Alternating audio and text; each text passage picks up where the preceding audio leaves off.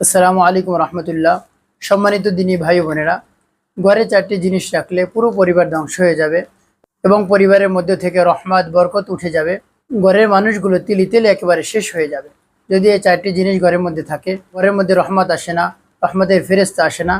প্রিয় ভাই ও বোনেরা, এই চারটি জিনিস ঘরে থাকার কারণে আপনি কোরআন পড়েন, নামাজ পড়েন, বিভিন্ন ধরনের আমল করেন বা ইবাদত বন্দিগি করেন, ইবাদত বন্দিগি করতে করতে আপনি একেবারে ক্লান্ত হয়ে গেছেন, তো চারটি জিনিস ঘরে থাকার কারণে আপনার ইবাদত বন্দিগি কোনো কাজে আসবে না, এর ফলাফল হবে শূন্য।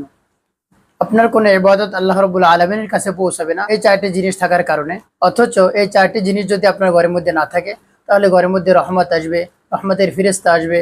আল্লাহ রাব্বুল আলামিন আপনার সংসারের মধ্যে আয় উন্নতির মধ্যে বরকত দান করবেন। এই চার জিনিস ঘরে থাকার কারণে কি কি বিপদ হতে পারে? অসুস্থতা লেগে থাকে, মুসিবত আসবে, তিল তিল করে আপনার সংসারটা শেষ হয়ে যাবে। দুনিয়াতেও আপনি বিফল, আখেরাতেও আপনি বিফল, ফলাফল শূন্য। তো সেই চারটি জিনিস কি কি জানতে হলে আমার ভিডিওটি শেষ পর্যন্ত না টেনে মনোযোগ সহকারে শেষ পর্যন্ত দেখতে থাকুন, তাহলে এই চারটি জিনিস কি কি আপনি জানতে পারবেন। এক নম্বর, কোনো প্রাণীর ছবি যদি ঘরের মধ্যে থাকে, আপনি আপনার মা বাবাকে ভালোবাসেন, আল্লাহ রাব্বুল আলামিন পবিত্র কোরআনের মধ্যেও বলেছেন মা বাবাকে ভালোবাসতে হবে, কিন্তু আপনার মা বাবা মারা গিয়েছে, তাদের ছবি আপনি আপনার রুমে টানিয়ে রেখেছেন। ওই দিক থেকে আপনি নামাজ পড়ছেন, কোরআন পড়ছেন, তাহাজ্জুদ পড়ছেন, বিভিন্ন ধরনের আমল ইবাদত বন্দেগী করছেন, কোনো কিছু আল্লাহ রাব্বুল আলামিনের কাছে পৌঁছাবে না। এবং নামাজ পড়তে পড়তে আপনার কপালে দাগ লাগিয়ে ফেলেছেন, তারপরে ওই ইবাদতে কোনো কাজে আসবে না।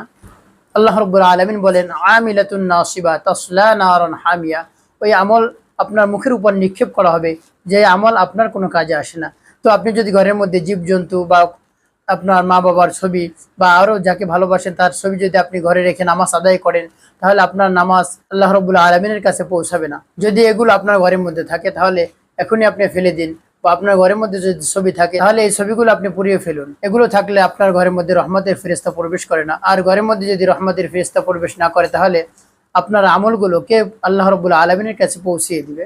দুই নাম্বার, আপনি যদি ঘরের মধ্যে পেশাব জমা করে রাখেন, পেশাব জমা করে রাখলে সেই ঘরে রহমতের ফেরেশতা আসে না, রহমত আসে না, বরকত আসে না। দেখা যায় ঘরের মধ্যে অনেক সময় অসুস্থ লোক থাকে, বসেই পেশাব করে, তখন সেই পেশাবগুলো ঘরে রেখে দেয়।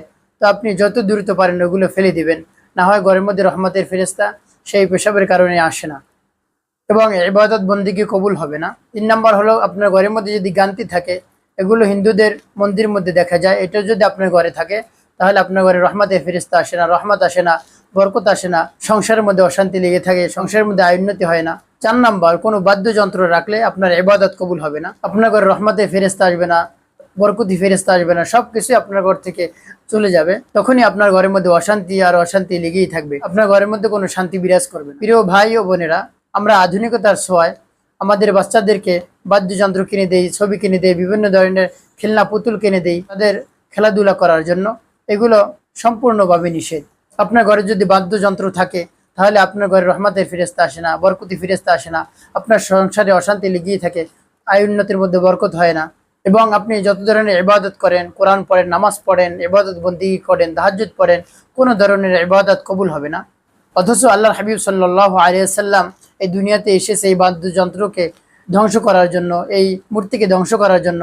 আমরা আমাদের সন্তানদেরকে মূর্তি কিনে দেই, অর্থাৎ পুতুল কিনে দেই, খেলনা পুতুল এবং বাদ্যযন্ত্র কিনে দেই, ঘরের মধ্যে গান বাজনা শিখাই আমাদের সন্তানদেরকে। এবং অনেক সময় তারা দোতারা এবং গিটার এগুলো আপনার ঘরে রাখেন আপনার সন্তানকে গান শেখানোর জন্য। এগুলো যদি আপনার ঘরে থাকে, তাহলে আল্লাহ রাব্বুল আলামিন আপনার ঘরে থেকে সব ধরনের শান্তি উঠিয়ে নেবেন। আল্লাহ রাব্বুল আলামিন বলেন, ওমিনান নাসি মান ইয়াশতারি লাহওয়াল হাদিস। এখানে লাহওয়াল হাদিস দ্বারা বাদ্যযন্ত্র উদ্দেশ্য করা হয়েছে। লাহওয়াল হাদিস দ্বারা প্রতিটা হাদিসের কিতাবের মধ্যে গান বাজনার কথা বলা হয়েছে, আর গান বাজনা করা হারাম। আপনার ঘরের মধ্যে যদি গান বাজনা করা হয়, তাহলে আপনার ঘরের মধ্যে কোনো ধরনের রহমত আসে না, বরকত আসে না, সংসারের মধ্যে অশান্তি লেগেই থাকে শুধু। এই জন্য আল্লাহ রাব্বুল আলামিন আমাদের সকলকে এই চার কাজ থেকে ফিরে থাকার তৌফিক দান করুন। আমিন ওয়া মা তাওফিক ইল্লা বিল্লাহ।